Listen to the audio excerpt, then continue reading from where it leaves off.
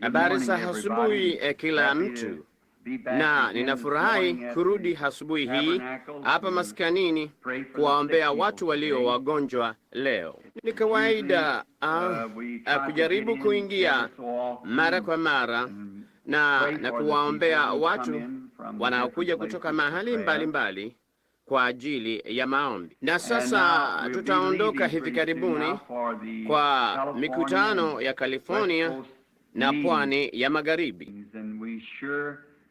Ndipo kwa hakika tunahitaji maombi yenu ili Mungu wa mbinguni akatupe rehema kule na ibada kuu. Nilikuja tu jana usiku hasa nikichelewa. Na jana ilikuwa mojawapo ya majuzi na jana ilikuwa mojawapo ya sikukuu maishani mwangu. Ninajua kuna hawa watu wawili au watatu humo jengoni ambao ni mashahidi wa kushuka kwake Bwana jana, na jambo kuu na la ajabu lililotukia ambalo sina wakati wa kuwaambia asubuhi hii, bali huenda nikawaambia Jumapili ijayo asubuhi kabla ya kuondoka. Huenda nikawa na wakati kwenye ujumbe kuambieni. Kama Bwana anapenda, nitakuja angalau kuwaombea wagonjwa Jumapili asubuhi. Ninataka kuondoka yapata saa 6 mchana, ikiwezekana, kwa mikutano ya San Jose, katika San Jose, California. Na iwapo una watu wowote huko pwani ya magharibi, hiyo ni tunaamini utaenda kuwa labda wakati ambao nimeutazamia kwa muda mrefu, badiliko katika huduma yangu ijayo, na liko karibu sana. Nilidhani lilikuwa litendeke jana, na ninaamini kwamba itakuwa moja kwa moja sasa, na itakuwa zaidi ya kitu chochote ambacho tumewahi kuona au kusikia bado. Sasa kumbukeni, hiyo ni Bwana asema hivi, na kwa hivyo sisi twaitazamia wakati wowote, na tutakuwa na mkutano sasa katika uwanja wa maonyesho. Naamini hiyo ni sawa, sivyo Jen? Katika uwanja wa maonyesho huko San Jose, California, na utakuwa mkutano wa siku 10 kuanzia tarehe 20 hadi 29 huko San Jose. Mimi iweni tu mkitukumbuka na kutuombea. Sasa tunayapata, kama tutatoka katika wasaa, yapata masaa 2.5 sasa, ambapo tutaenda kuanza ibada zetu za kuwaombea wagonjwa na kulileta neno. Asi nimechagua asubuhi hii fungu ndogo la maandiko mahali pawili katika Biblia pa kuzungumzia, lakini kabla hatuyazungumza, tuinamishe vichwa vyetu kwa muda mchache kwa maombi. Mungu mwenye neema nyingi sana, tunakikaribia kiti chako cha neema kwa unyenyekevu asubuhi hii, kama watoto wasiostahili, lakini tukija na imani isiyogoshiwa katika Mungu tuliyopewa na Roho Mtakatifu na uwepo wake wa daima pamoja nasi, na katika ahadi kwa Bwana Yesu ya kwamba tukija kwa unyenyekevu na kuomba chochote katika jina lake, tungepewa haja zetu. Kwa hivyo hatutayatumaini matendo yetu mema, kwa sababu hatuna yoyote kama hayo, bali tunatumainia ule ustahifu wa Kalvari, ambapo tulipewa neema yetu bure na mwana wa Mungu. Nasi ni vigumu kutuliza majonzi ambayo yanatiririka makooni mwetu tunapowazia ya kwamba sisi watu wasiostahili, na jinsi ambavyo kwa neema yake hapo Kalvari yeye alitutenda hayo tupate kuletwa karibu sana na Mungu hata kufikia uhusiano.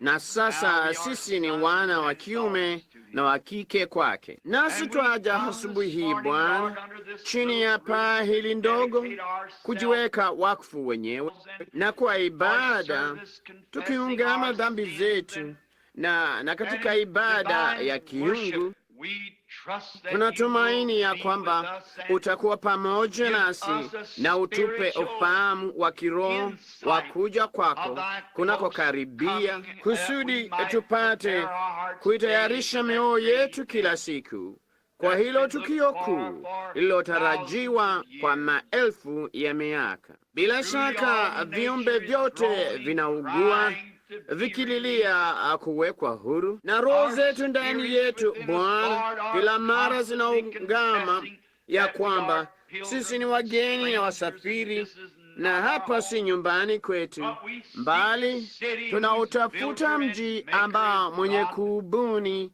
na kujenga ni Mungu. Twautarajia wakati huo ulio mkuu kuja. Bwana, tutakuwa waangalifu kwamba mikutano hii tukutanikapo hapa, tutawaombea watoto wako walio wagonjwa na wanaoteseka. Nasi tunaomba ya kwamba utakutana nasi leo katika njia maalumu sana, kuponya magonjwa yote na maradhi kati yetu.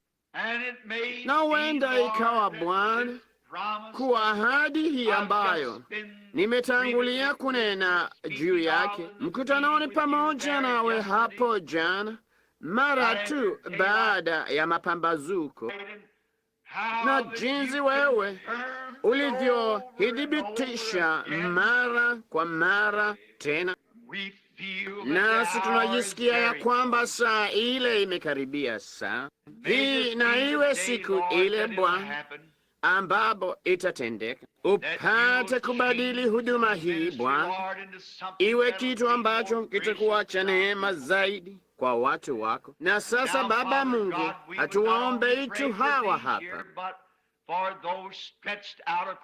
bali wale wote walioenea kote duniani, walio na mahitaji ya kiroho na ya kimwili pia. Wape Bwana ile shauku ya mioyo yao, kwa sababu watoto wako wanajitahidi siku hizi. Udhalimu wa yule adui una nguvu sana, bali wewe una nguvu zaidi, maana imeandikwa, aliye ndani yenu ni mkuu kuliko aliye ulimwenguni.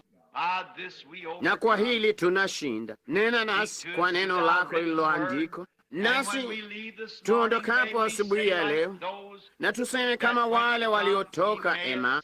Je, mioyo yetu haikuwaka ndani yetu hapo alipokuwa akisema nasi njiani? Twaomba katika jina lake Yesu aliyetupa ile ahadi. Amin.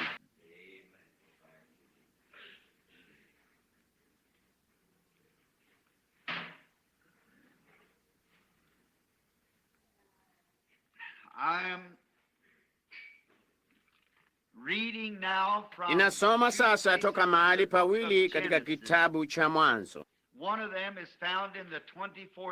Mojawapo panapatikana katika sura ya 24 kuanzia kifungu cha 56, husomeka hivi: naye akawaambia, msinikawishe, mradi Bwana amefanikisha njia yangu. Nipeni ruhusa niende kwa bwana wangu. Wakasema, na tumuite huyo msichana, tumuulize mwenyewe. Wakamwita Rebeka, wakamuuliza, je, utakwenda na mtu huyu? Akasema, nitakwenda.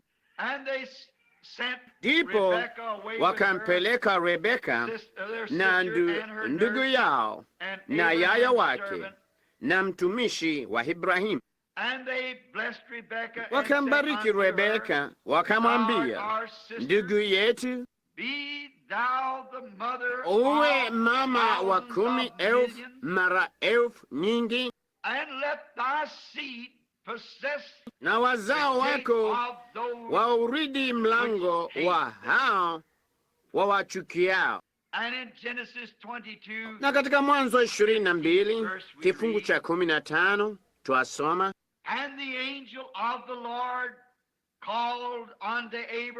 malaika wa Mungu akamwita Ibrahimu mara ya pili kutoka mbinguni,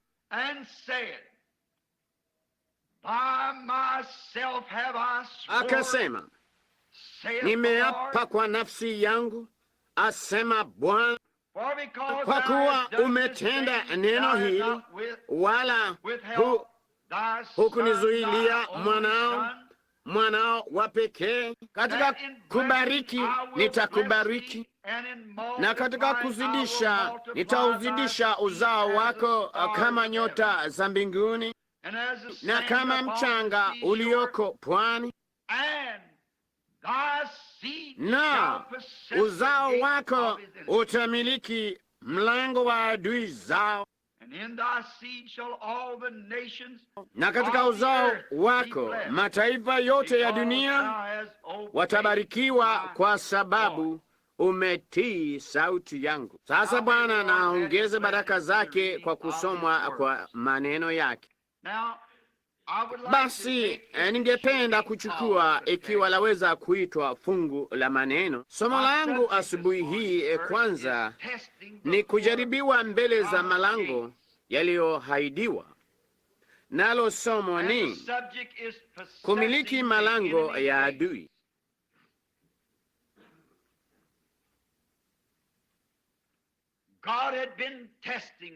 Mungu alikuwa akimjaribu yule mzee wetu kwa sababu yeye alikuwa amempa ahadi. Na Mungu anapotoa ahadi, yeye hutaka kuhakikisha kuwa mtu huyu anastahili hiyo ahadi kabla hajatimiza kile alichosema ama anachoahidi. Kwa hivyo Ibrahimu alikwisha kuahidiwa ya kwamba kupitia kwa uzao wake ulimwengu wote ungebarikiwa, ya kwamba angekuwa na mwana, naye huyu mwana toka kwake atakuja mzao ambaye angeibariki dunia nzima. Basi Ibrahimu, hiyo ahadi ilipotolewa kwake, alikuwa na umri wa miaka 75, naye Sara mkewe alikuwa na umri wa miaka 65. Lakini Biblia inatuambia kuwa Ibrahimu hakusita katika ahadi za Mungu kwa kutokuamini, mbali alikuwa na nguvu akimsifu Mungu. Naye Mungu mara kwa mara alimjaribu, bali yeye alikuwa amefikia hilo jaribio la mwisho kabla ile baraka haijatokea. Hivyo ndivyo ilivyo kwa uzao wote wa Ibrahimu.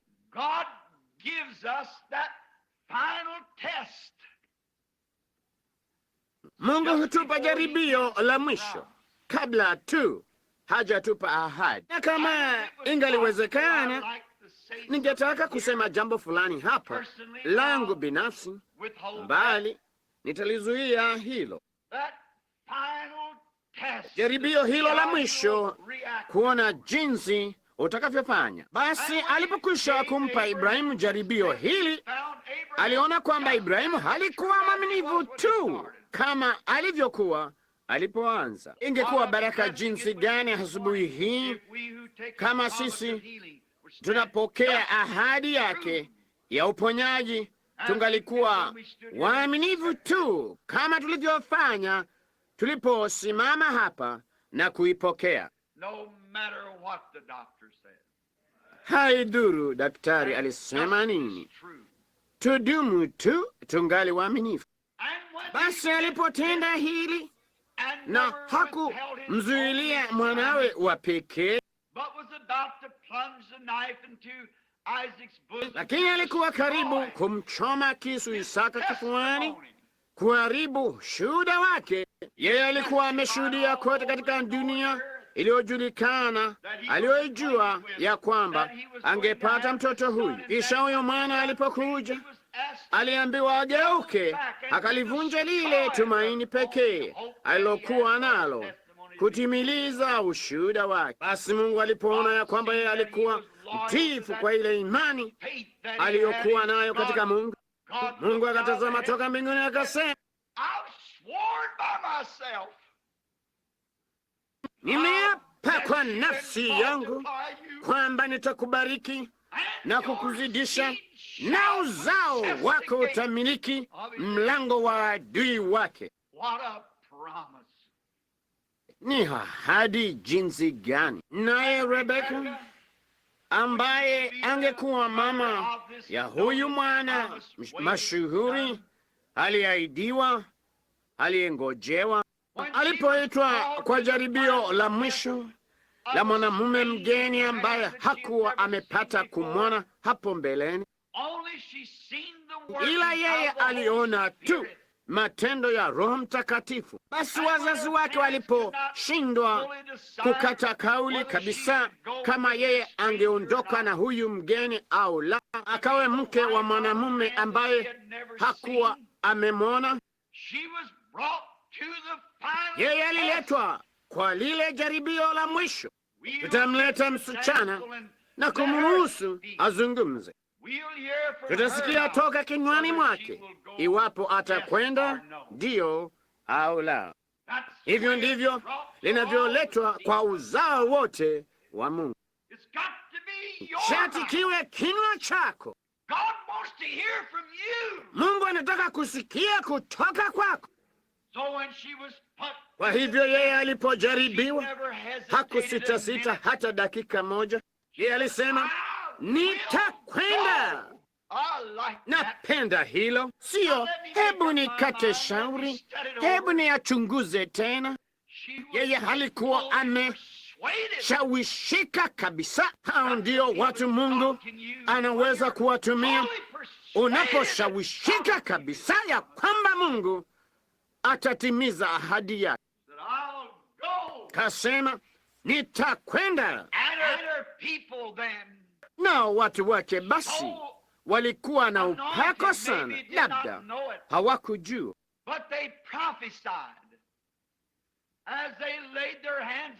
bali wao walitoa unabii walipoweka mikono yao juu ya dada yao na binti yao, msichana mrembo wa Kiyahudi, walipokuwa wakimpandisha juu ya ngamia na kumpeleka katika nchi ya kigeni kati ya watu wageni.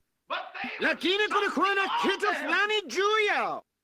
Wao walisema, na uzao wako waumiliki mlango wa adui wao. Uwe mama wa milioni elfu kadhaa. Na leo huo ukoo wa watu na watu wa Mungu wanatangatanga toka bahari hadi bahari kote duniani. Katika ule ufufuo watakuwa kama nyota za mbinguni, wakati hizo nuru zenye kuangaza zitakapochukua mahali pao zinapopita angani. Na watakapokuja watakuwa kama bahari karibu na, ama mchanga ufuoni mwa bahari. Watakuwa mamilioni elfu kadhaa. Zao wako utamiliki mlango wa adui wako. Hiyo ni ahadi aliyoapa Mungu, ule uzao wa Ibrahimu. Poza kwa Roho wake Mtakatifu, akiona ya kwamba yule mama angekuwa sehemu ya yule mwana pia, kwa sababu wao ni sehemu ya ule mwili. Basi Roho Mtakatifu akitenda kupitia kwa watu hawa alisema, yeye uzao wako utamiliki mlango wa adui. Kisha Mungu akiapa yeye angemiliki mlango wa adui. Basi hilo linaweka kanisa la Mungu aliye hai katika hali gani? Sisi ni uzao wa Ibrahimu, kwa kuwa sisi tu wafu katika Kristo, ndivyo tulivyo. Tunafanyika uzao wa Ibrahimu, nasi tu warithi pamoja naye chini ya ahadi ile ile iliyoapiwa. Sisi tu uzao wa Ibrahimu, nasi tu warithi wa kila ahadi aliyopewa. Lakini majaribio yajapo, hapo ndipo tunaposhindiwa. Bali siamini ya kwamba uzao wa kweli wa Ibrahimu utashindwa. Wao watasimama kwa ushujaa na uaminifu kama alivyofanya Ibrahimu. Sasa tunaona ya kuwa Mungu hawezi kusema chochote au afanye ahadi yoyote isipokuwa tu awe ataitimiza. Yeye hana budi kufanya hivyo kusudi awe Mungu. Miaka kadha baadaye, wakati watu watu walioahidiwa, yule mzao wa Ibrahimu alipokuwa safarini kwenda kwenye nchi ya ahadi, kulikuwa na mlango ambaye alisimama wima dhidi yake, naye alikuwa ni ndugu yake mwenyewe Moabu, aliyesema, hutapitia nchini mwangu, nitahakikisha ya kwamba haupitii nchini mwangu. Yeye alisema, ng'ombe wetu wakila nyasi zozote zenu au kunywa maji yoyote yenu, tutawalipa kwa ajili yake. Yeye alisema, hamtapitia nchini humu. Lakini ahadi ya Mungu ilidumu kweli. Kwa hiyo wao wakaenda wakamleta nabii wao Balaam, wakamleta kule chini apate kuwalaani watu hao, na aliyosema ni haya. Wao walijaribu kumwonyesha sehemu iliyo mbaya sana ya huo uzao uliobarikiwa, bali Mungu akamwonyesha sehemu yao iliyo nzuri sana. Yeye alisema, yeyote atakayewalaani Israeli atalaaniwa, na yeyote atakayewabariki atabarikiwa. Na vizuizi vikaondoshwa, na Israeli wakavuka nchi tambarare. Mungu alimwahidi atamiliki mlango wa adui yake. Miaka mingi baadaye akatokea mtu jina lake Danieli, aliyekuwa wa ukoo wa uzao wa kifalme na wa ahadi zile, kwa kuwa alikuwa mzao wa Ibrahimu. Naye Mungu alikuwa amemchagua kabla ya kuwekwa misingi ya dunia awe nabii wake, naye aliishi alishujaa na mwaminifu. Hata katika nchi ya kigeni, yeye alikuwa amekusudia moyoni mwake, sitajichafua na wao. Huyo ndiye mzao halisi wa Ibrahimu, akiishi katika nchi iliyo tofauti, akiishi kati ya watu walio tofauti. Hata hivyo, hakizingatia kwa dhati hiyo ahadi, sitajichafua na wao, nitadumu mwaminifu. Mungu alimjaribu kama alivyomfanyia baba yake Ibrahimu. Naye mfalme akasema, aidha wewe utakuwa mmoja wetu uabudu tunavyoabudu, au nitakutupa katika tundu lililojaa simba wenye njaa. Daniel kama Ibrahimu babaye akasema, unaweza kunitupa katika tundu la simba, lakini sitasujudu yoyote ya sanamu zako. Sitachukua dini yako baridi, nitadumu mwaminifu kwa Yehova. Basi pale pakaja maonyesho ya nguvu. Mfalme alitimiza ahadi yake na kumchukua yule nabii, au aliamuru achukuliwe akatupwe tunduni mwa simba. Na wakati hao simba, hao adui zake, walipomkimbilia nabii, Mungu alitimiza ahadi yake. akamiliki mlango wa adui wake. Mungu alisimamisha malaika hapo mbele ya hao simba, akautwaa mlango. Mungu hutimiza ahadi zake, atamiliki mlango wa adui wake. Mungu alisema hivyo. Kisha kulikuwa na watu wengine watatu huko walioahidi kwamba watakuwa waaminifu kwa jambo hilo, ambao kweli walikuwa uzao wa Ibrahimu, nao walikuwa Shadrach na Meshach na Abednego.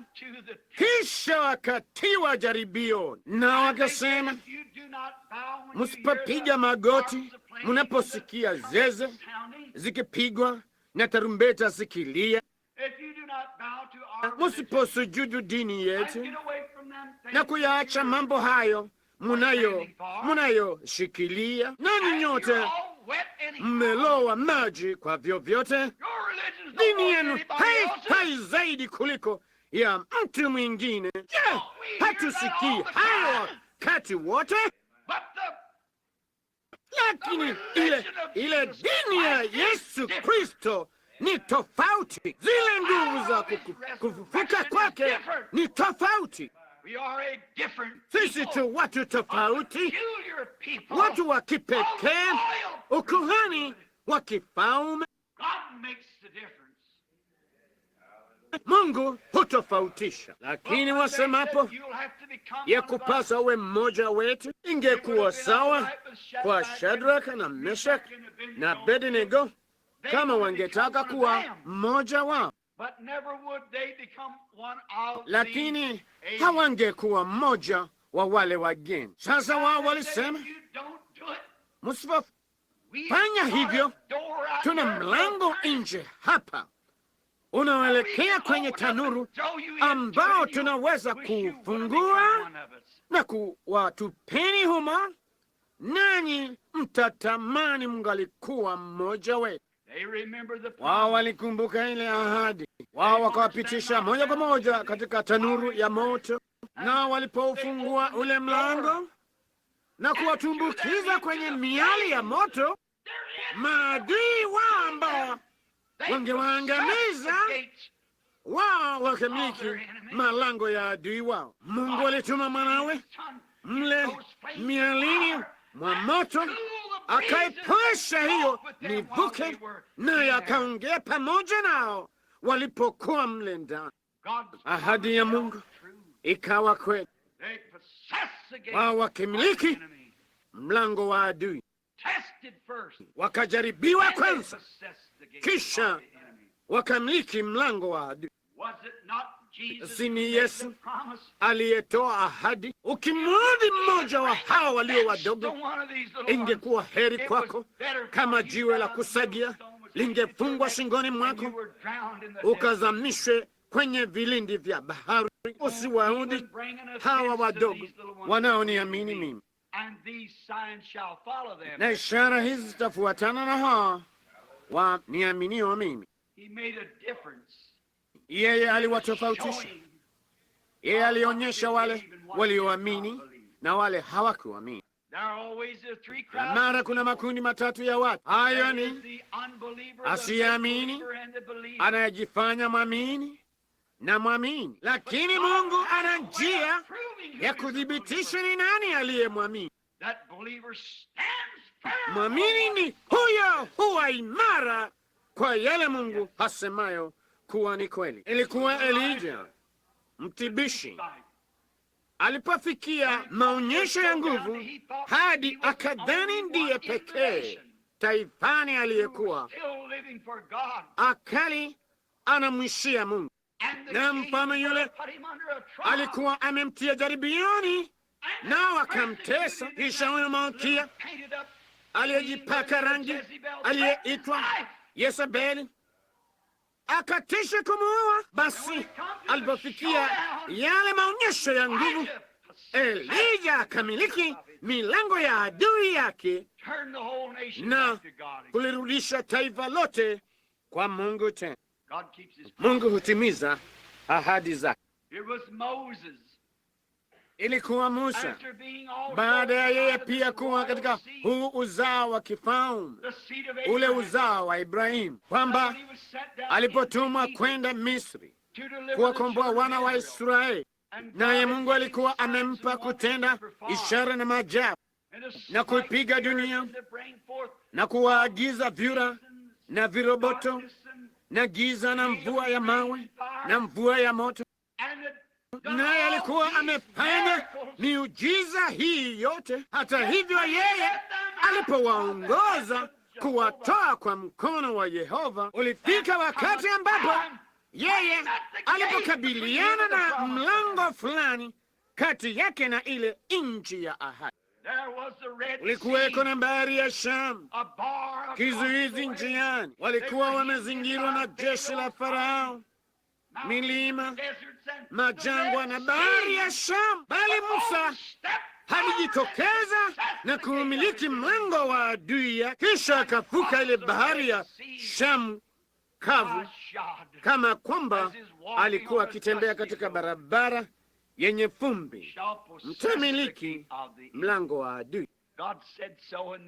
Mungu alisema hivyo, na hilo la tosha. Ilikuwa tu miaka michache baadaye, wakati majaribu yalipokuja na kanisa lote likatetemeka, kama ilivyo rahisi kwa kusanyiko la watu kufanya wakati jambo fulani halionekani likitendeka jinsi ipasavyo. Mungu hulifanya liwe hivyo. Mungu huleta mvutano kanisani, maana kila mwana hajaye kwa Mungu lazima ajaribiwe na adhibitishwe na hahakikishwe. Yeye huruhusu upatwe na ugonjwa. Yeye huachilia magonjwa ya kujie, kukujaribu na kukuthibitisha, kuonyesha ulimwengu ya kwamba wewe hakika uzao wa Ibrahimu. Yeye huruhusu hayo kwa mapenzi yake mwenyewe. Yeye huruhusu misiba, huruhusu marafiki kuwa kinyume chako, huruhusu mambo haya yote na kumwachilia shetani hakujaribu, naye atafanya yote ila kutoa uhai wake. Yeye angekutupa katika kitanda cha dhiki, angeruhusu jirani zako wakuchukie, angeruhusu kanisa likuchukia. Anaweza kufanya karibu kila kitu, na ni mapenzi ya Mungu kwake kufanya hilo. Tunafundishwa lina dhamani zaidi kwetu kuliko dhahabu. Vipi basi kwa Ibrahimu pamoja na Isaka mlimani, yule ambaye alipewa ahadi kwa uaminifu wake na kujua kwake na imani yake katika Yehova, ni kupitia kwa hiyo na hiyo pekee ambayo Mungu alitazama chini na kusema, uzao wake utamiliki ile milango. Nimeapa kwa nafsi yangu kuwa nitafanya mambo haya. Hamna mwingine aliye mkuu zaidi ambaye yeye angeliapa kwake, bali akapa kwa nafsi yake. Basi ikiwa yeye alimwachilia Ibrahimu hajaribiwe hata hicho kiwango cha mwisho, hana budi kukujaribu wewe na mimi hadi hicho kiwango cha mwisho, wakati wa kukata kauli, wakati kila kitu kimekuwa ya kupasa usimame peke yako hapo. Haleluya!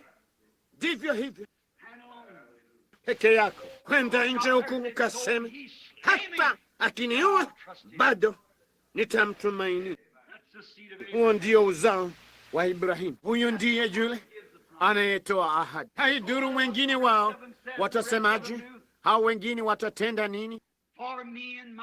Mimi na nyumba yangu tutamtumikia Mungu, kasema. Wengine wao wakisema hakuna lolote katika hivyo kituko, ni kuwashwashwa tu. Mimi na nyumba yangu tutamtumikia Mungu. Nami nataka kuungana na Paulo hapa hapa na kusema, kwa njia ile waitayo uzushi, ndivyo ninavyomwabudu Mungu wa baba zetu, hata wawe wapayukaji kanisani, hata wawe walaghai, na hata wawe namna zote za manabii wa uongo na kila kitu kanisani, kati ya watu na katika ujirani, kila kitu. Bali mimi na nyumba yangu tutamtumikia Bwana. Hata wote wakome kuja, hata kanisa lote liwe baridi na kutojali, mimi na nyumba yangu tutamtumikia Bwana. Hata ikiwa mtu fulani aliombewa wala hakupona, hilo si kitu. Mimi na nyumba yangu tutamtumikia Bwana. Kujaribiwa na majaribu, wanadamu sio wasiokosa, bali Mungu hakosei. Mwanadamu, ukiweka nia yako juu ya mwanadamu, yeye atafanya kosa, labda si kwa kupenda, bali yeye atafanya hivyo. Mungu humruhusu afanye hivyo kusudi aitikize imani yako itoke kwa mwanadamu. Imani yetu haimo katika hekima ya mwanadamu, bali katika nguvu za ule ufufuo wa Yesu Kristo. Hapo ndipo ule uzao halisi wa Ibrahimu hupumzisha ahadi yao, kwa sababu wao wanaweza tu kuwa uzao wa Ibrahimu wanapompokea Roho Mtakatifu. Ila Roho Mtakatifu wao sio uzao wa Ibrahimu, na imani ile ile iliyokuwa katika Ibrahimu humjia mwamini. Haidhuru nini kitakachotendeka au ni kinyume vipi, mwamini husonga mbele moja kwa moja. Wale wapelelezi walirudi na kusema, ni upuzi kujaribu. Hamna haja ya kuendelea mbele zaidi, kwa sababu hao watu ni majitu makubwa mno huko, na wana serikali kuu, nao wana mikuki, na kwani sisi tuonekana kama panzi kando yao. Sijui, mbali nimeshawishika kuamini hapa kuwa Joshua alikuwa mfupi wa kimo, mtu mdogo. Naweza kumwona akiruka juu au kitu kama sanduku na kusema, waume na ndugu zanguni, na kwa watu milioni 2 sisi tu zaidi ya kuwamiliki wao. Kwa sababu gani? Hapo palikuwa uzao wa Ibrahimu. Mungu alitoa hiyo ahadi, hiyo ilikuwa mali yao. Mungu alitoa hiyo ahadi, haidhuru pinzani ulikuwaje. Ule uzao halisi wa Ibrahimu ulisema, tutaitwaa kwa sababu Mungu alitupa. Nasimama hapo asubuhi ya leo. Hapo ndipo kanisa la Mungu aliye hai linaposimama. Sijali yale mtu yeyote asemayo, yale daktari asemayo, chochote kile, yale asiamini asemayo, tunaweza kushinda zaidi chochote kijacho. Sisi ni wazao wa Ibrahimu, nasi tutamiliki mlango wa adui wetu. Haidhuru adui ni nini. Mungu alitoa ahadi, hiyo ilikuwa yao, mali yao. Uponyaji ni mali yao, wokovu ni mali yao, Roho Mtakatifu ni mali yao, na kuna maelfu kadha ya wahubiri na wengineo nchini leo wasemao sivyo ilivyo. Lakini ule uzao wa Ibrahimu unajua ndivyo ilivyo. Wao jiingiza ndani moja kwa moja na kumiliki milango ya adui. Mungu alisema wangefanya hivi. Wao wanaamini hilo kwa sababu ni ahadi. Uzao wake utamiliki milango ya adui. Utapitia katika shida na majaribu. Joshua alisimama hapo mwaminifu. Huyo mtu mdogo akasema, sijali wao ni wakubwa vipi, sijali wao wana mkuki wa aina gani, miji yao imezungushiwa kuta ndefu vipi na ni kuu vipi, ahadi yetu ni kwamba huo mlango utamilikiwa na ule uzao wa wana wa Mungu, nasi tunaenda huko kuitoa. Sisi tu zaidi ya washindaji. Lo, huyo ndiye mzao halisi. Wengi wao waliozaliwa wakiwa mbegu ya kawaida kasema, hatuwezi kufanya hivyo, hakuna haja ya kujaribu. Kisha sisi ni wachache kwao, wao ni watu bora zaidi, sisi tu kila kitu. Haidhuru, yeye hangeweza. Wao walikuwa wakitazama kile jicho lilichoona, naye Joshua alikuwa akitazama kile Mungu alichosema. Ule uzao wa Ibrahimu hautazami yoyote ya mambo yale ya kawaida, wao utazama kile alichosema Bwana. Ingekuwaje kama Ibrahimu angalitazama kilicho cha kawaida, kumtazama mwanamke mwenye umri wa miaka 100? Alikuwa na miaka 90, naye alikuwa na miaka 100, na alikuwa ameishi pamoja naye tangu alipokuwa msichana mdogo, naye akiwa mvulana mdogo, na hamna uzao. Yeye hakuangalia mambo hayo. Alisema aliyahesabu mambo hayo kama kwamba hayakuwepo, maana yeye alitazama yale aliyosema Mungu, nitakubariki Ibrahimu, kisha nitakupa uzao kupitia Sara. Naye akaamini. Hutazami upande wa upinzani, twatazama kile alichosema Mungu. Mungu alisema, hilo la tosha. Kwa hivyo basi, walipofika huko Jordani, Joshua alipofanywa amri jeshi, mkuu wa jeshi, na wakafika ukingoni mwa maji, na wangetazama na kuona Jeriko. Lakini kati yao Joshua alipolitayarisha jeshi lake, kulikuweko na mlango mmoja, na mlango huo uliitwa Jordan. Lakini ahadi ya Mungu inafaa kwa kila mlango. Haidhuru mlango gani, ahadi ya Mungu inafaa. Yeye atamiliki malango ya adui wake. Hilo la tosha. Yeye alipofika Jordani asubuhi hiyo, labda nitaamini ya kwamba shetani alikuwa na wingu la dhoruba huku likining'inia kila mahali, yale maji mengi ya kale yenye matope yakitapakaa chini, mashamba yalijawa na mafuriko. Lo, ni wakati wa majaribu jinsi gani! Lakini Joshua alisema, iweni tayari, mtauona utukufu wa Mungu. Nao wakajitakaza na wakawa tayari, jitayarisha wakati kila kitu kilionekana kinyume. Lakini huo ulikuwa uzao wa Ibrahimu ambao Mungu aliwaapia, nitawapa ule mlango. Yeye alifika Jordani ambao ulikuwa mlango wake, kisha akaumiliki. Mojawapo ya asubuhi hizi sina budi kufikia mlango huo wa mwisho. Huna budi kufikia Jordani, lakini yule mzao wa Ibrahimu ataumiliki huo mlango. Haidhuru ni nini, hata umiliki mlango wa kila adui. Watu wao walikuwa wakuu, wao walikufa mmoja baada ya mwingine,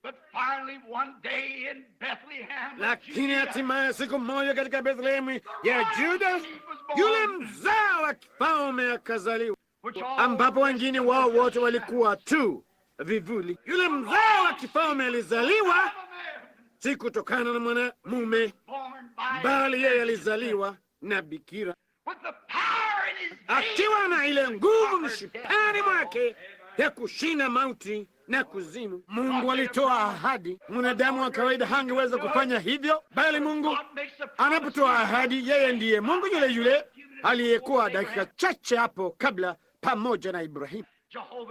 Jehova Jire, Bwana ataandaa njia ya kumiliki mlango. Tutafanya hivyo vipi? Joshua alikufa, Musa alikufa, wengine wote walikufa, lakini Mungu alisema yeye atamiliki mlango wa adui wake. Atamilikije mauti? Yeye ana njia ya kufanya mambo. Yeye atamiliki mlango wa adui wake. Mzao wa kifalme alizaliwa.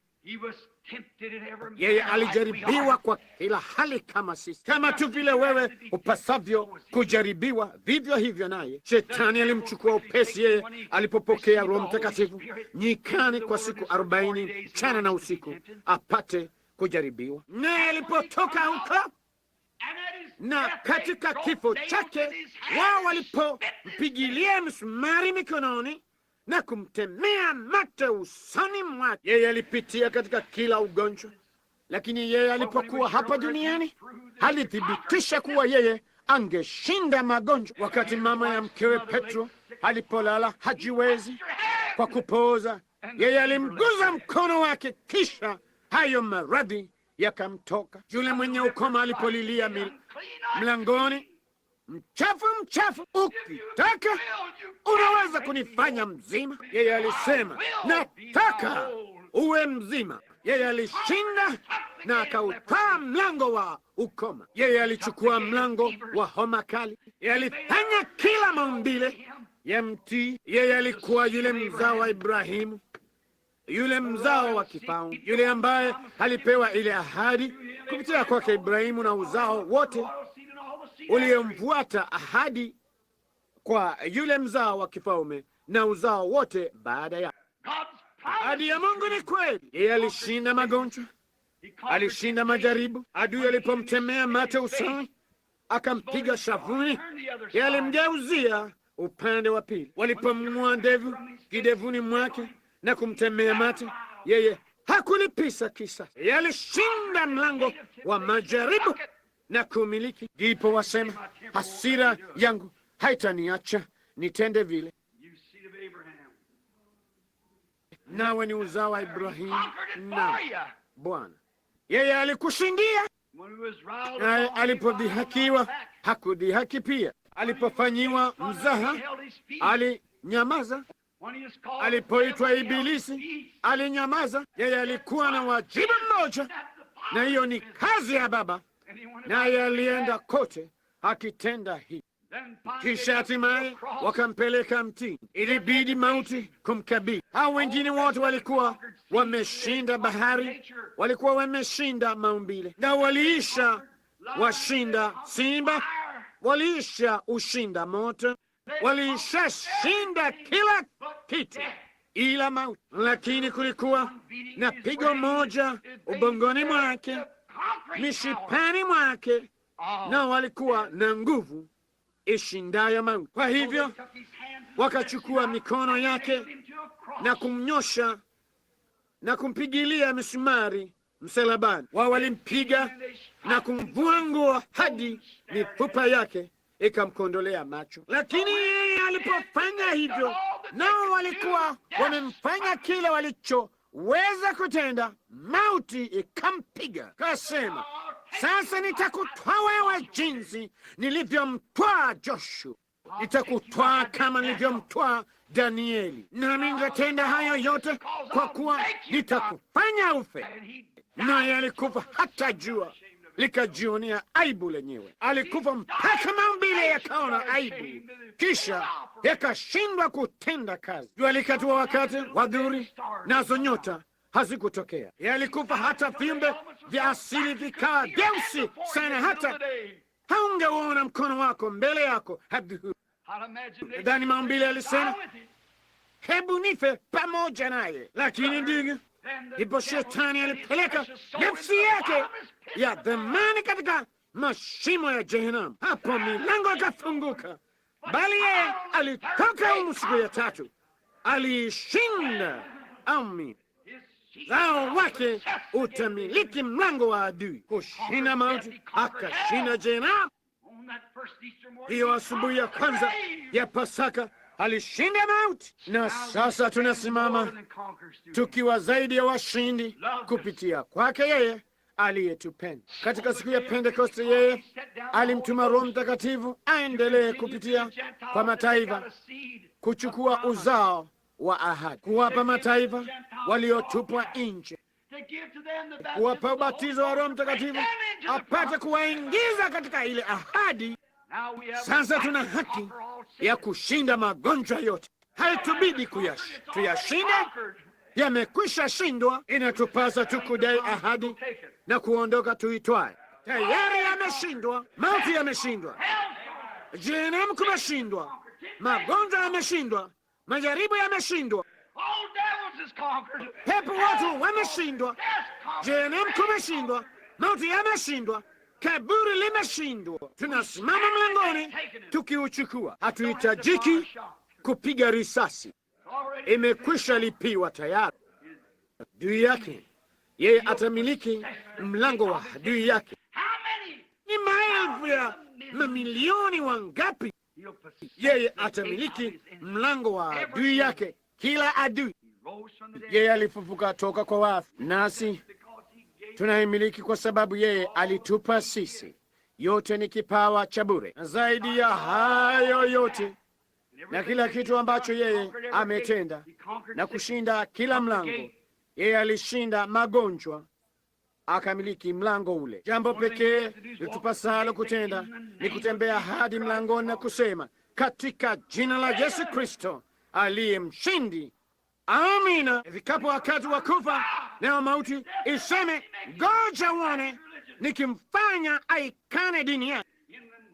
Katika jina la Yesu Kristo wa Nazareti, rudi nyuma, ewe Jordani. Ule uzao wa Ibrahimu hutwaa mlango ule, kwani Paulo alisema walipokuwa wakitayarisha kukikata kichwa chake mzao wa Ibrahimu, yeye alisema, uwapi ewe mauti uchungu wako? Kuwapi ewe kaburi kushinda kwako? Mungu ashukuriwe, atupaye kushinda kwa Bwana wetu Yesu Kristo. Yeye atamiliki mlango wa adui yake. Kutwaa sasa, yeye hapigiwi mlangoni, haushinda na kutwaa, atamiliki. Hiyo ni katika nguvu zake mwenyewe. Katika kanisa la Mungu aliye hai asubuhi ya leo, kuna nguvu ya kuponya magonjwa yote. Katika kanisa la Mungu aliye hai, na nguvu ya kushinda majaribu yote. Katika miuki ya kanisa la Mungu aliye hai asubuhi ya leo, na nguvu ya kugeuza dhambi na kuiondoa na kupokea ubatizo wa Roho Mtakatifu katika kanisa la Yesu Kristo. Lolote mtakalo ombeni katika jina langu, nanyi mtapewa. Bado kitambo kidogo, na ulimwengu, au si ule uzao, au ni ule uzao usiozaliwa mara ya pili, au taniona tena, bali ninyi mtaniona, maana nitakuwa pamoja nanyi hata ndani yenu, hata ukamilifu wa dahari. Ni nini? Ule mzao wa kifalme. Kazi nisifanyazo mimi, ninyi nanyi mtazifanya. Nitathibitisha kuwa mimi niko pamoja nanyi, maana ishara hizi zitafuatana na hawa waaminio. Yeye hatamiliki uzao wa adui yake, atamiliki uzao wake, utamiliki mlango wa adui yake. Haidhuru ni nini kilicho mlango, ikiwa ni magonjwa, majaribu, dhambi, chochote kilicho mlango umeshindwa tayari, na ule uzao wa Ibrahimu utamiliki. Je, una furaha asubuhi ya leo kujua kuwa tunasimama sasa tukiwa zaidi ya mshindi, zaidi ya mshindi? Lo, hakuna cha kupigania, vita vimekwisha, filimbi imepigwa, bendera imeinuliwa, na katikati ya kila tita la dhambi, katikati ya kila chumba cha wagonjwa, kuna ule msalaba unaoparuza, uliosimamishwa kwa damu ya Yesu Kristo aliye mshindi. Jambo pekee tunalofanya ni kuamini.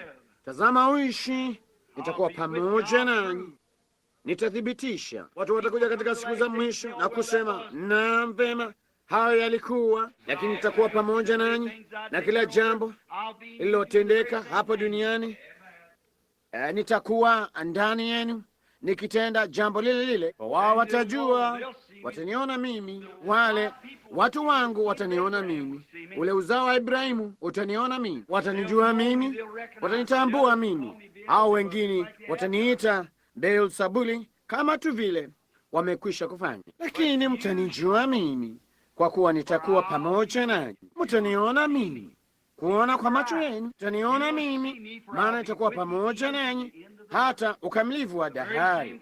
Jambo lile lile nitendalo mimi, yeye aniaminie, kazi nisifanyazo mimi, yeye naye hatazifanya.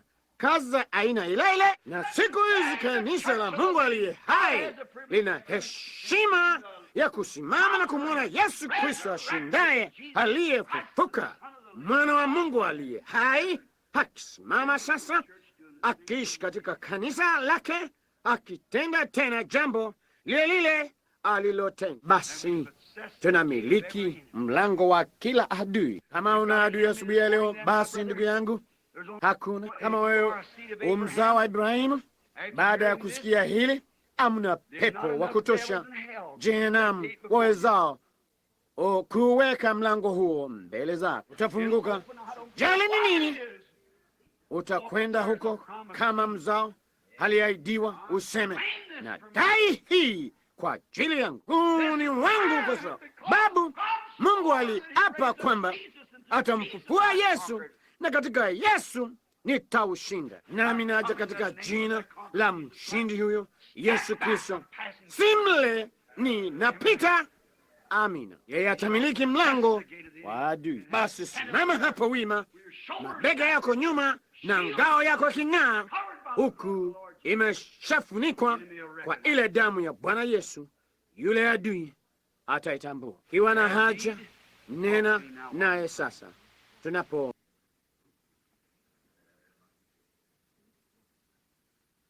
nanyi mlio humu ndani asubuhi ya leo, huku vichwa vyenu vimeinamishwa, na ikiwa una haja, inua mkono wako kumwelekea Yesu, kisha uinene moyoni mwako ukaseme, Bwana, unaijua haja yangu. Sasa nimesikia asubuhi hii, na hiyo ni Biblia, yeye atamiliki mlango wa adui. Naja kuumiliki huo mlango. Labda nina hasira, labda nahitaji Roho Mtakatifu, dhambi imenifunga, nina haja, lakini naja mlangoni sasa. Nitautwaa asubuhi ya leo mlango wangu. Kwa hivyo simile, napita. Bwana aliyembarikiwa, umeiona mikono hii yote, nawe wajua kuwa hili ni neno lako Bwana. Nimelinukuu tu na kuieleza kote maandikoni wale watu wa Biblia, jinsi walivyoshinda paume na kutenda haki na kuuzima moto, ukali wa moto, kuwepa ukali wa upanga na kuvivunga vinywa vya simba. Na wanawake wao wazee waliwapokea wafu wao waliofufuliwa, na mambo mengi, kwa sababu wewe uliahidi, ni ahadi yako,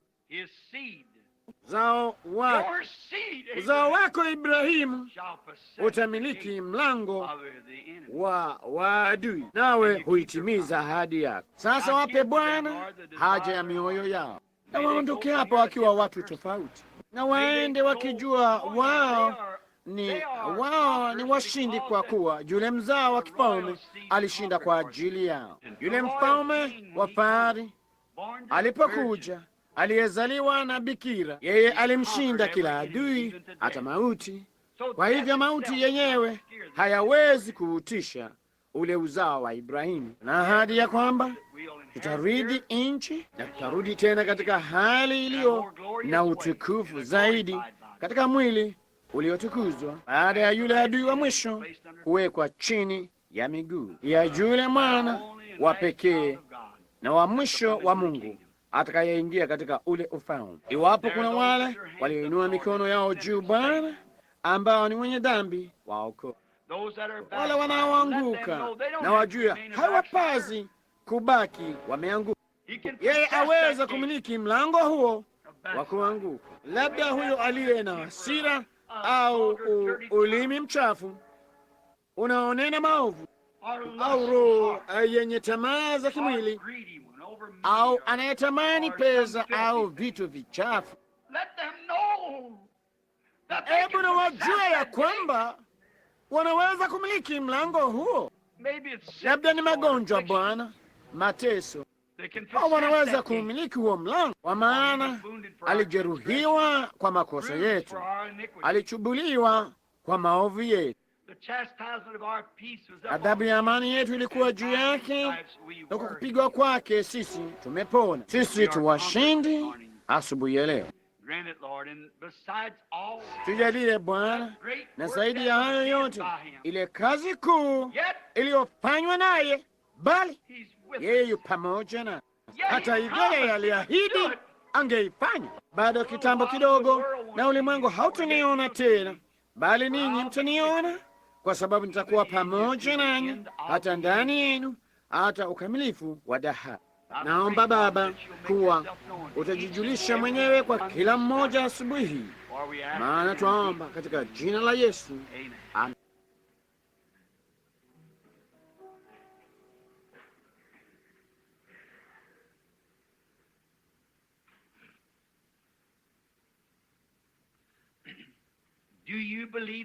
Je, Mnaamini hayo kuwa kweli? Amini kwa kicho kuwa ni kweli, pasipo tashwishi hata kidogo moyoni mwako.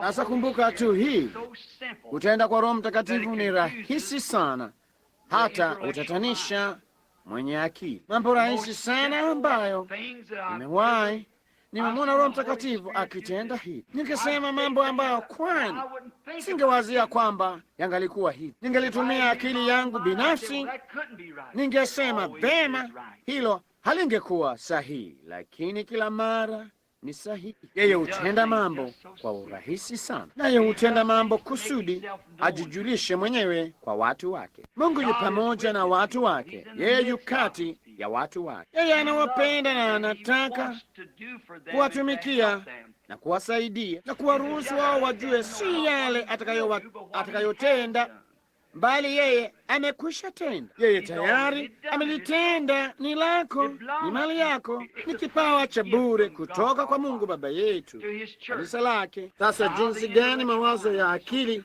yatapotoshwa sana, kama katika siku za Danieli, katika zile siku za wana wa Kiebrania, na wengi ambao habari zao tumezungumza juu yake asubuhi ya leo. Naona ulimwengu mkuu wa kiakili wa siku hizo ulikuwa mgumu kushinda kama ulivyo sasa. Kila mara imekuwa ni adui, jinsi wao walivyoona, na sayansi yao ya kisasa na mengineyo ulikuwa tu wa kutatanisha na kadhalika kwa akili wakati huo, kama wetu ulivyo leo. Naona ilikuwa jambo lile lile, bali kulikuweko na wale kila mara waliodhubutu kukaa hapo na kusema Mungu ni mwakweli, neno la Mungu ni kweli, nawe hauhitajiwi kushinda kwa sababu yeye alishinda. Jambo pekee likupasalo kutenda ni kwenda tu na kutwaa,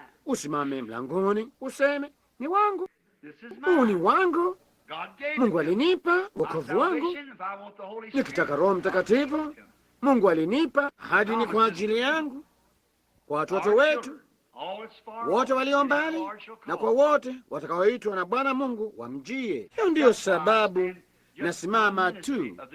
Huduma yangu ya huku kupambanua na kadhalika itakoma hivi punde sasa, lakini kila mara itakuweko, lakini punde si punde itakoma, kwa sababu kutakuweko na kitu fulani kikuu zaidi.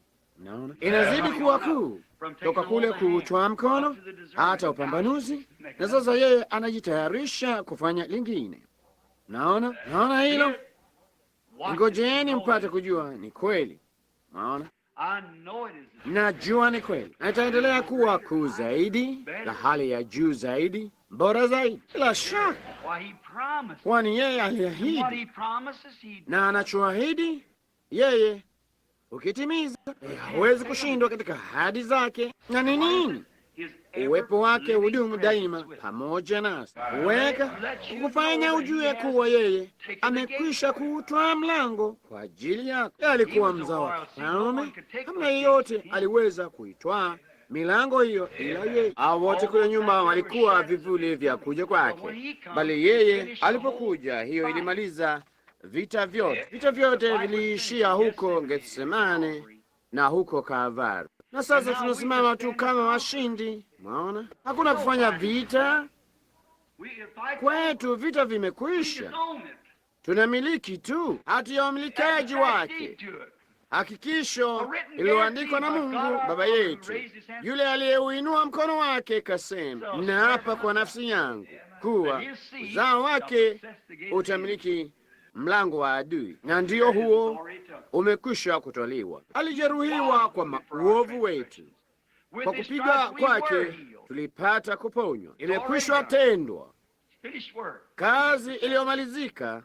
Sisi tunamiliki tu, na kazi nisifanyazo nanyi pia mtazifanya. Yule mfalme yu pamoja nasi asubuhi ya leo, baraka zake kuu, Roho Mtakatifu akitembea juu yetu, kusikia hali hiyo ya utukufu, kujua inaambatana hasa na inalingana na neno la Mungu. Inatupa faraja kuu sana kujua kuwa Mungu ni Baba yetu. Sasa nami je, yeye alitoa kadi za maombi asubuhi ya leo? Nilimwambia iwapo hakutokuweko na watu wengine isipokuwa wa maskani hapa, vema, asitoe kadi zozote za maombi, bali iwapo wangekuweko yapata watu 15 au kitu kama hicho, wageni mlangoni, kwani awape kadi za maombi ili tupate kuwaleta humu tuwaombee. Ni wangapi walio wageni kwetu asubuhi hii? Inua mkono wako. Lo, jamani, hakika wao ni 15 ama 20. Vema, panga hizi kadi za maombi kisha tuwalete jukwani. Unaona sababu ya kunena juu ya watu wa maskani haya, wao wako hapa. Huu upambanuzi, kumbukeni, nasema hili, huu upambanuzi hivi punde utakwisha. Utakuwepo na kitu fulani kikuu zaidi na bora zaidi hivi karibuni. Ulikuweko, nijuavyo mimi. Mnaona, na watazama ndugu wawili sasa waliokuwa wamesimama pamoja nami jana hilo lilipotendeka. Mnaona, na hivi majuzi lilipotendeka, na hiyo ni mara 3 mfululizo sasa limetendeka, thibitisho kuwa liko karibu sasa. Mnaona, linakaribia kutendeka sasa. Bwana, wewe ni Mungu, nasi tu watumishi wako. Tunakushukuru kwa ajili ya neno lako, kwa ajili ya Roho Mtakatifu aliyebariki mioyo yetu. Na sasa tuna furaha, tumeketi hapa tukijua ya kwamba sisi tu washindi, sisi tayari tunamiliki milango yote ya adui, imetolewa kwetu, nasi tunao ufunguo maalumu mikononi mwetu. Jina la Yesu Kristo litafungua kila mlango wa adui. Chukua ufunguo huu, ule ufunguo wa jina la Yesu, na ufungue kila mlango wa adui ambao umefungia mbali na ahadi yoyote. Na Mungu, asubuhi ya leo tunajua katika jina la Yesu na ufunguo huu kuwafungulia milango wagonjwa na wanaoteseka, maana imeandikwa katika neno lako, katika jina langu watatoa pepo, watanena kwa lugha mpya, nao wakishika nyoka au wakinywa kitu cha kufisha akipaswi kuwadhuru. Wataweka mikono yao juu ya wagonjwa nao watapata afya. Tunajua mambo hayo ni kweli, na tujalie asubuhi ya leo Bwana kuwa wao hata watu wataweza kuona hayo kupitia kwa dirisho la neno likifanyika mwili na kuishi kati yetu, ya kwamba yeye alijeruhiwa kwa makosa yetu, kwa kupigwa kwake sisi tuliponywa. Hebu walikubali na waponywe asubuhi hii toka kwa magonjwa yao yote na maradhi na shida. Twaomba katika jina la Yesu, amin. Teddy, waweza kupiga amini tu kwa utulivu na upole ukiweza. Na sasa mnataka nianze namba moja, kadi ya maombi 1, 2, 3, 4, 5, 6, 7, 8, 9 na 10, au yoyote aliyoko. Vema, ungeweza kwa utulivu ukiweza kusimama. Njoni upande huu.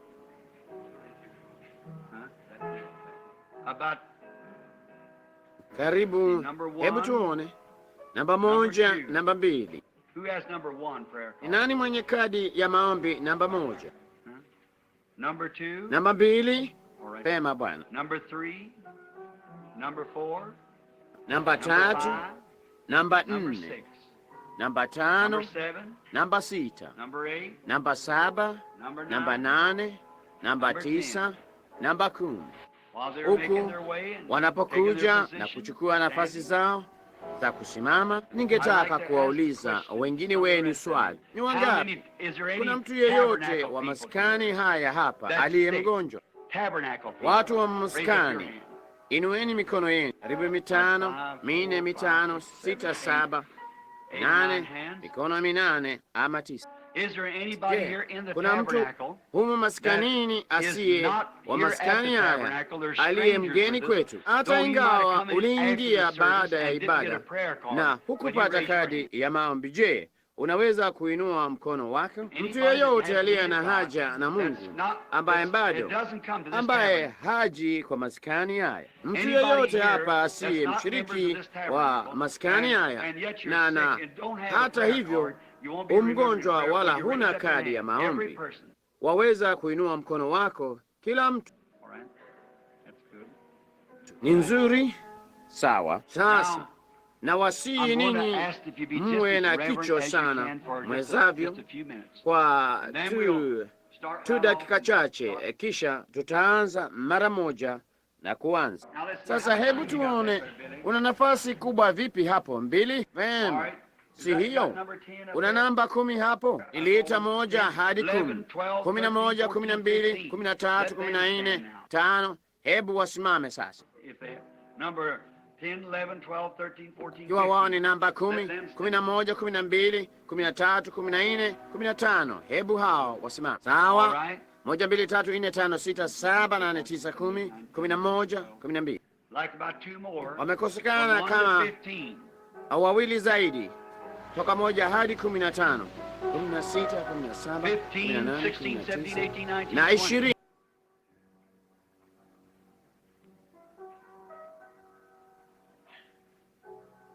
Lo, ngoja kidogo. Nilimwambia atoe tu kadi za maombi kwa watu wasio wa maskani. Pema, unaona, kwa sababu ingekuwa, unaona, upambanuzi. Watu husema watu hao huja kwenye maskani. Nawaambieni, ni wangapi wamekuwa hapa hawajawahi kuwa hapa hapo mbeleni? Hebu tuone mikono yenu. Hamna mtu ambaye amewahi kuwa katika mmojawapo ya mikutano yangu hapo mbeleni. Sasa vema, hebu kidogo sasa, ndugu Teddy. Sasa wenda nikasema hili ya kwamba ninyi nyote ambao mmesikia mikutano jinsi inavyoendelea, hata hivyo mmeisikia.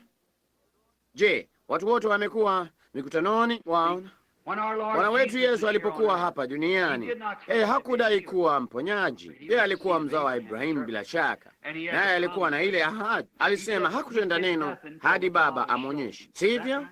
Naye alisema siwezi kutenda neno ila Baba anionyeshe la kutenda. Naye aliliona vema, sio hadi Baba aniambie mimi, hadi Baba anionyeshe mimi. Yohana Mtakatifu 5:19. Nalomwona Baba akitenda ndilo analolitenda mwana vile vile. Sasa wakati yeye alipokuja, tunaona ya kwamba mwanzoni mwa huduma yake, ya kwamba baada ya yeye kuchukua kile kiti cha enzi cha Daudi, kunena kiroho, wakati Roho Mtakatifu alipomjia hapo kwenye ubatizo wa Yohana, naye akawa Masihi mwenye upako. Sasa kumbuka, yeye alikuwa mwana wa Mungu alipozaliwa. Yeye alikuwa mwana wa Mungu aliyezaliwa na bikira, lakini yeye alipokuwa Masihi, hapo ndipo Roho Mtakatifu alipomjilia, sababu Masihi maana yake ni yule aliye na upako. Mwaona, naye alikuwa aliye na upako wakati Roho Mtakatifu alipomjilia. Mlinisikia nikihubiri juu ya mwanakondoo na hua. Ndipo tunaona ya kwamba yeye baada ya siku 40 za kujaribiwa kwake akatoka. Na je, huduma yake ilianzaje na ilimalizikaje? Tunaona kwamba katika huduma yake kulikuweko na mtu mmoja jina lake Andrea, aliyekwenda akampata nduguye Simoni mvuvi, akamleta kwa yeye. Basi Yesu akamwambia akasema, jina lako ni Simoni, jina la baba yako ni Yona. Tangu leo utaitwa Petro, ambalo maana yake ni jiwe ndogo. Nakumbuka hilo. Na mtu huyu akashangazwa na yale Yesu aliyomwambia. Sasa je, Masihi alipaswa kutenda hayo? Ni wangapi wanaojua hayo? Semeni amina. Ilimbidi awe Mungu nabii. Naam Bwana. Sasa alisema, Bwana Mungu atawaondokeshea nabii kama nilivyo mimi, na itakuwa ya kwamba yeyote asiyemsikiza nabii huyu atakatiliwa mbali na watu.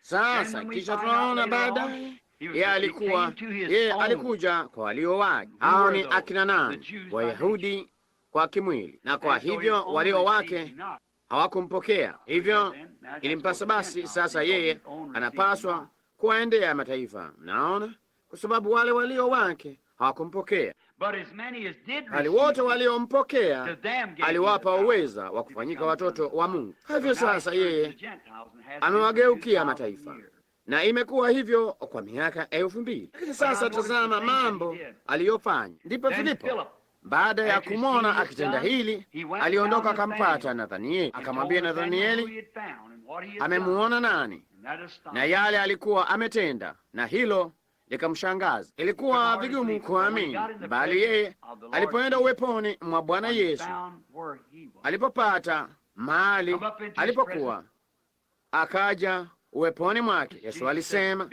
tazama Mwisraeli kweli kweli, hamna hila ndani yake. Sasa kama ungalikuwa umesimama pale, je, unadhani ungalikuwa wa kiroho kutosha kufahamu yeye alikuwa nani? Je, unafikiri ungalifanya hivyo?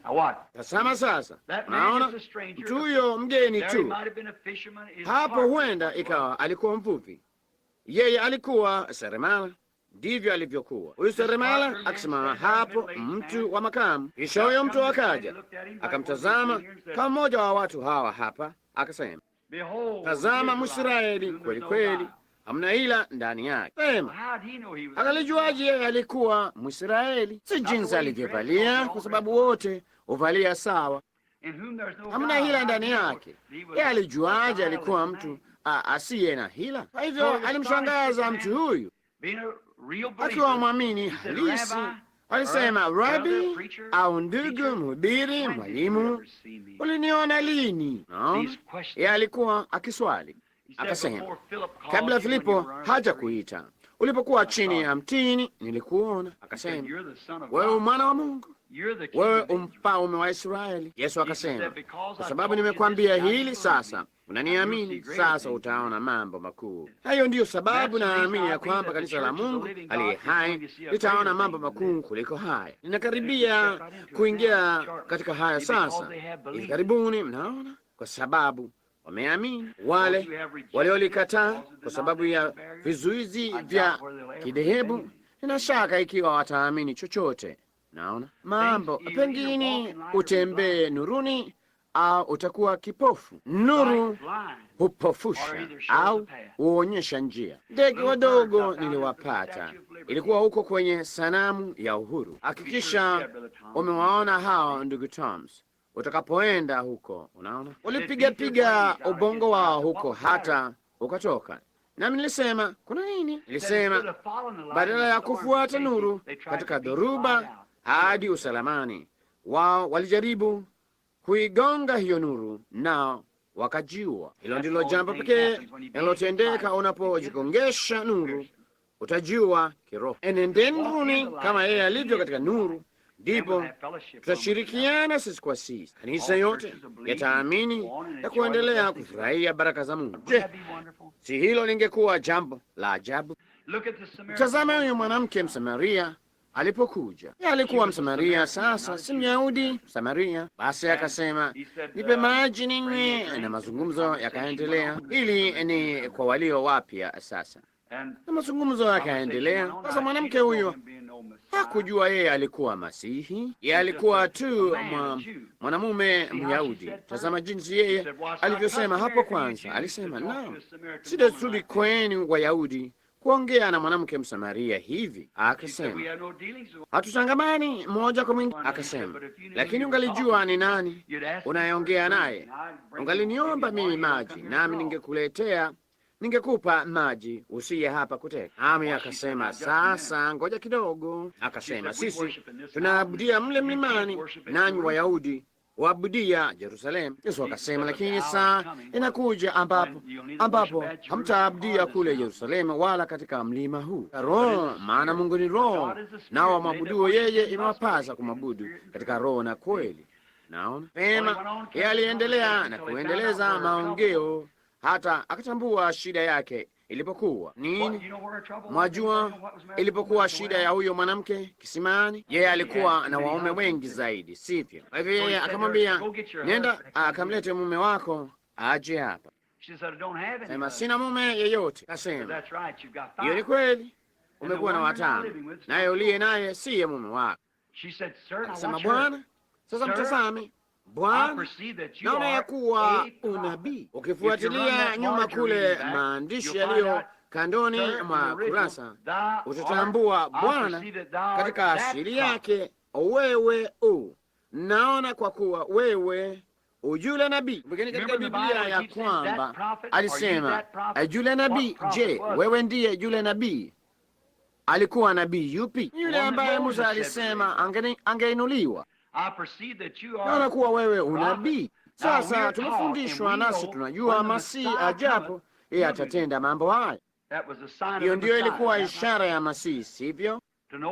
Kujua shida zake zilikuwa nini. Kasema tunajua Masihi ajapo yeye atatuambia mambo haya, lakini wewe unani? Akasema mimi ndiye ninaye naye, nawe akaacha mtungi wake akakimbia mjini ndani, akiushikilia tu moyo wake, akisema, akishikilia mikono yake kifuani, akirukaruka akisema, John, mtazame mtu aliyeniambia mambo niliyotenda. Je, haimkini huyu kuwa ndiye yule Masihi? Je, si huyu ndiye yule Biblia ilisema angekuja? Ni Myahudi anayeketi pale, mtu wa kawaida, alionekana kama seremala, lakini aliniambia kuwa nilikuwa na waume 5, na nyote mwajua kuwa hii ni kweli. Huyu hana budi kuwa ndiye Masihi, sivyo? Yesu alisema kitambo kidogo, muda mchache, ulimwengu haunioni tena, bali ninyi mtaniona, kwa kuwa nitakuwa pamoja nanyi hata ndani yenu, na kazi nizifanyazo mimi nanyi mtazifanya, hata zaidi ya zile nimefanya hapa mtazifanya, maana nakwenda kwa Baba. Nitarudi katika mfano wa Roho. Dhabihu imelipwa. Yule mzao wa kifalme alikufa, yule mzao wa kifalme alifufuka tena. Sasa kanisa linasimama, limehesabiwa haki kwa kuamini hilo. Yule mzao wa kifalme anaweza kuingia katika watu hawa, hata kuwafanya waridi pamoja naye, wana wa kiume na kike wa Mungu. Sasa kwenu nje huko, msio katika mstari wa maombi, nilimwambia yeye atoe tu kadi kwa watu ambao nilipompigia simu asubuhi ya leo, kuwa amenipigia akasema, unataka niende nikatoe kadi baba? Nikasema ukiwako watu wapatao 10 wanaotoka nje ya maskani haya. Sasa wakati mwingine katika maskani mimi huwaita na kuwapa kadi za maombi. Unarudi ukisema vema. Yeye aliwajua wao, walikuwa wametoka kwenye maskani, alijua hali yao. Hakika ndipo nageuka nasema, wale tu wanatoka nje ya maskani, njoo. Vema, ninyi msio wa maskani mtakuwa ndinyi mtakaoingia katika mstari wa maombi. Lo, hatukuwajua. Kasema maskani, hatujui shida zao.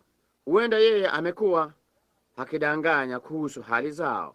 Waona? Kisha anasema asiye mtu, hebu Roho Mtakatifu awachague wale walio ndani humu, wasio wa maskani haya, wanaoketi mle tu. Bado ninyi hamna njia yoyote ya kumleta mtu kwa Mungu isipokuwa yeye amechaguliwa asili awe mwana wa Mungu.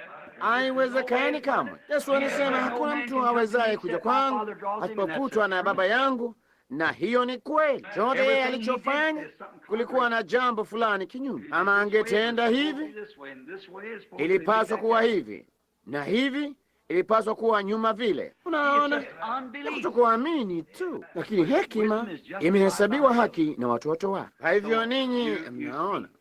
Sasa hapa ninajaribu kuliambia kusanyiko hili la watu haya ya kwamba Yesu Kristo alikuwa ndiye yule mzao wa kifalme. Sisi ni yeye, sisi ni warithi tu wa hayo, lakini vitu vyote ni vyetu. Vipi kama yeye angalisimama hapo siku hiyo Simoni alipokuja, nanyi hamna mtu?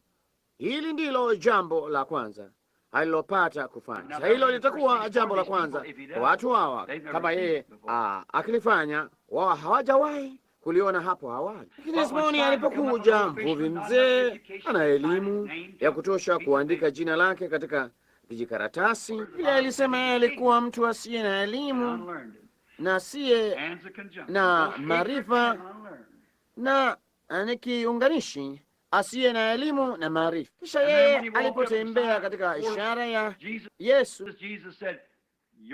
Yesu alisema, jina lako ni Simoni. Wadhani aliwaza nini? Wewe ungaliwaza nini kama ungalikuwa umesimama hapa? Na jina la baba yako ni Yona. Na tangu leo utaitwa Petro. ungaliwaza nini? Je, mtu huyu alikuwa akisoma mawazo yake? Vema, ungalidhania nini? Je, ungedhani kuwa hiyo ilikuwa ishara ya Masihi? Ikiwa hiyo ndiyo ishara ya Masihi katika wakati mmoja, haina budi kuwa ishara ya Masihi ya wakati wa pili, wakati wa tatu, wakati wa nne, na wakati lazima iwe vile vile, kwa sababu Mungu hawezi kubadilika. Na ni wangapi wanaojua Masihi alikuwa Mungu? Hakika alikuwa Mungu aliye na upako. Hakika. Kwa hivyo yeye hawezi kubadilika, yeye hana budi kuwa yule yule. Hiyo ndiyo sababu alipaswa kushuhudia jambo lile lile kwa Wasamaria ambalo alishuhudia kwa Wayahudi, kwa sababu yale mataifa matatu ya watu ni watu wa Ham, Shem na Jafeth, Wayahudi, taifa na Msamaria. Sasa watambua Roho Mtakatifu. Ni wangapi wanatambua Petro alikuwa na funguo za ufalme? Je, unatambua ya kwamba yeye aliufungua katika siku ya Pentekoste kwa Wayahudi? Ndipo alishuka akaenda akawahubiria Wasamaria, akawabatiza katika jina la Yesu Kristo. Roho Mtakatifu hakuwa amewashukia bado, iliwabidi kumtumana Petro aitwe, ambaye aliweka mikono yake juu yao nao wakapokea Roho Mtakatifu. Hilo ni sawa na mle nyumbani mwa Kornelio mataifa wakampokea. Hivyo ndivyo ilivyokuwa tangu hapo. Yesu alikuwa wazi kwa wote, na basi unaona, yeye alipaswa kuufungua. Mungu jina njia za kutenda mambo. Sasa asubuhi ya leo, ikiwa huyu aliyetoa ile ahadi kwa ule uzao, na iwapo ameketi hapa, nataka kuamini kila mmoja wenu ni mmoja wao. Iwapo ule uzao umeketi hapa, hakika huo uzao utaiona ile ahadi. Za kila mmoja wa watu hawa wanaosimama hapa wameinua mikono yao, hawajawahi hata kuwa mkutanoni hapo mbele. Wao ni wageni kwangu, simjui hata mmoja wao. Walikuja tu humu ndani na dakika chache zilizopita, mbili aliwapa kadi za maombi. Ndio hawa wamesimama hapa, na wengi wenu huko mlioinua mikono yenu ambao hamkuwa na kadi ya maombi, nanyi mlikuwa mngali wageni hapa. Hayo si hoja. Amini tu kuwa wewe umrithi wa ahadi hiyo. Amini tu kuwa kwa kupigwa kwake uliponywa, na uamini hayo kwa moyo wako wote, kisha umtazame yeye. Jambo pekee kwa kipawa hiki ni kujisalimisha tu kwake. Sisemi neno, yeye ndiye ananena, akiwa ni Roho wake wa unabii. Nabii kila mara alikuwa na Bwana asema hii, kila mara ilikuwa sahihi, na hakuna swali la mafundisho, kwa sababu itapaswa ilingane na Biblia. Ikiwa ni Mungu, Mungu hawezi kusema jambo fulani halafu harudi tena akaligeuza. Yapasa liwe jambo lile lile wakati wote. Sasa ninyi nje huko, aminini kwa chochote kilicho ndani yenu. Ninyi aminini. Sasa msitembee popote, ketini kwa utulivu sana. Sasa kila mtu kwa upole na kimya mwezake. Inatokea kuwa asubuhi hii ya kwamba mtu wa kwanza anasimama hapa ni mwanamume. Sasa tutachukua andiko hili. Sasa mnaona ninaposimama, ni wangapi wanaoweza kuelewa hilo? Hapa kuna wanaume na wanawake wanaosimama hapa ambao sijawaona maishani mwangu, hata hawajapata kuwa mkutanoni. Nanyi mwaona wanaposimama, hawajui kitakachotendeka, sijui kitakachotendeka. Lakini Mungu aliahidi. Ibrahimu hakujua kitakachotendeka alipochukua kisu kile kumuua Isaka, lakini Mungu alimwahidi. Hilo lilitosha. Yeye alikuwa amempokea kama mtu aliyetoka kwa wafu, akijua yeye aliweza kumfufua toka kwa wafu, sivyo? Kwa hivyo hilo la tosha. Hapa yunasimama mwanamume karibu nami, sijapata kumwona, sijui neno kumhusu. Sisi ni wageni mmoja kwa mwingine, hatujuani. Mungu anatujua sote wawili. Sasa kwa karama ya kiungu, kama naweza kwa karama, sasa hizo karama unazaliwa nazo. Mungu alisikusudia asili kabla ya kuwekwa misingi ya dunia. Ni wangapi wanajua? Kwa hivyo si kitu chochote nilichokuwa nacho ili nipate kuchukua karama hii. Mungu aliichagua, sikuchagua hiyo, yeye aliichagua. Naona kama manabii wa Agano la Kale na watu mbalimbali, wao walikusudiwa asili kutenda hivyo, kutenda hayo. Sasa kama mtu huyu ni mgonjwa, singeweza kumponya. Ikiwa mtu huyu ana haja, itategemea kile anachohitaji, kama ningeweza kumsaidia au la. Labda kama ilikuwa jambo fulani, kama yeye jambo fulani ndogo, ningemsaidia, kwani ningefurahi. Labda yeye ana hasira, labda yeye hata si Mkristo, labda ni Mkristo, labda ni mlaghai, sijui. Vipi kama yeye ni mnyemeleaji ashambulie, aliyekuja kisiri hapa akijifanya mwenye kitu fulani? Tazameni kile kitendekacho, maana kile tu kitukiacho, maana kingetazama. Wewe unasimama hapa, ndipo waweza kusimama ukijua kikamilifu kwamba Mungu alitoa ahadi. Mungu hutimiza ahadi yake. Sasa ikiwa Mungu atatimiza ahadi yake hapa hapa sasa kwa watu hawa, ni wangapi huko nje wataketi hapo nje na kwa mioyo yao yote wataamini? Mioyo yenu yote mtaamini, basi aminini tu. Sasa hebu tuone na tuchukue andiko moja. Sasa Simoni Petro alimjia Bwana Yesu, na alipofika tu kwa Bwana Yesu, Bwana Yesu akamwambia yeye alikuwa nani, na akamwambia mambo kuhusu maisha yake. Sema, Yesu yule yule yuaishi leo. Yeye, je, unaamini yeye alifufuka katika wafu? Je, unaamini kuwa roho huyo wa kimasihi anaishi papa hapa kanisani leo, vivyo hivyo tu kama alivyokuwa daima? Vema. Sasa ninyi mlio mkutanoni ambao hamna kadi za maombi, angalieni hapa na kusema, Bwana, bila shaka hamna kadi za maombi makutanoni. Wote walio nazo wamesimama hapa. Wewe uliye makutanoni, sema, Bwana, niguze mimi, uone kitachotendeka. Sasa Bwana, kama kulikuwa na njia duniani ya kukusaidia, ningekusaidia. Waona, mimi niko tu, sisi tu wageni hapa, nami ninakutana nawe kwa mara yangu ya kwanza, lakini ni wajibu wangu kama mhuduma kunena kweli na kuwa shahidi wa Yesu Kristo. Na sasa sitaki uniambie chochote, nataka unijibu kama ni kweli au la, ndipo umwache yeye afanye hivyo. Na ikiwa yeye atatenda sawa sawa hapa jukwani kupitia kwa mwili huu yale yeye alitenda kupitia kwa mwili wa Yesu, huyo ni Mungu katika Kristo. Yesu alisema, sitendi lolote mpaka Baba ambaye yumo ndani yangu anionyeshe. Yeye huniambia la kutenda. Kwa hivyo haikuwa Yesu aliyemwambia mwanamke yule, ilikuwa ni Baba ndani yake aliyemwambia mwanamke huyo. Haikuwa Yesu aliyejua Simoni alikuwa nani, ilikuwa ni Baba aliyeishi ndani yake aliyejua Simoni Petro alikuwa nani. Bwana, ndivyo hivyo. Naweza kukwambia sasa, wewe ni Mkristo. Naam Bwana, kwa sababu roho ya ukarimu inayotetemeka kwa ukunjufu, na yeye ni mwamini, yeye ni Mkristo, na una wasiwasi unaokupa shida za tumbo, sivyo? No. Sasa hilo ni sawa kabisa. Nilijuaje hilo? Nilijuaje hilo ulimwenguni kote? Hatujaonana hapo mbeleni. Hilo ni kweli, sivyo? Labda yeye atakwambia jambo lingine kukuhusu wewe. Nitakwambia hapa kuna jambo fulani. Namwona mwanamke karibu nawe, yeye yuko pamoja nawe, ni mke wako.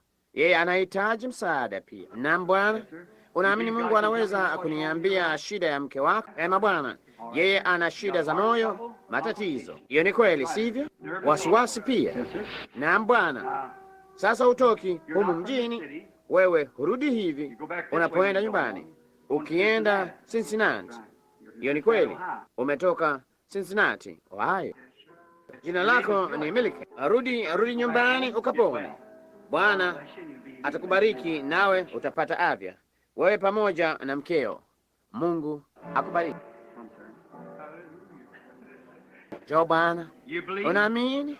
Sasa uwe tu na imani, usitie shaka. Sasa muwe na kicho sana, kila mtu sasa, iweni tu na kicho sana, muwe kimya. Naona Roho Mtakatifu hushtuka sana. Ni wangapi wanaojua hilo? Anashtuka kweli kweli, Roho Mtakatifu. Waona kutatizwa kudogo tu umsumbua yeye.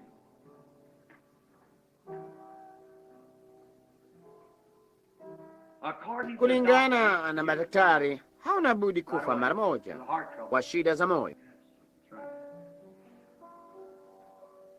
Ndivyo umekuja kutoka Chicago, Bwana Mosley, na lako la kwanza ni Theodore. Je, unaamini Mungu? Basi na nyumbani ukaishi katika jina la Yesu Kristo ukapona. Mungu akubariki.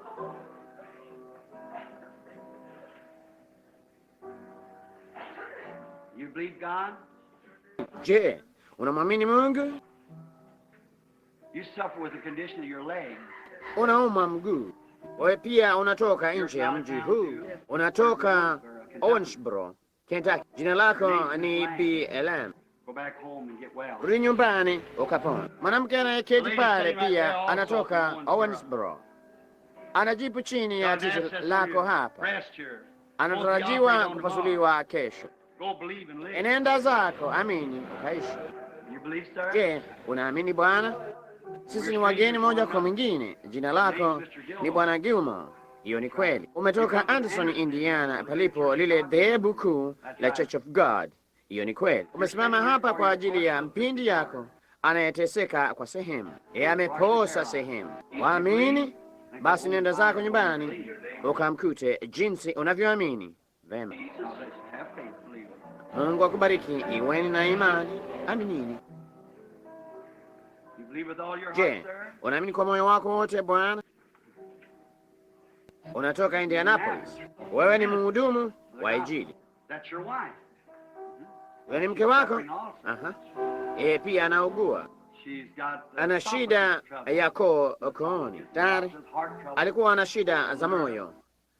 Ana wasiwasi kidogo. Naona yeye ni kiziwi katika. Njoo hapa. Asante.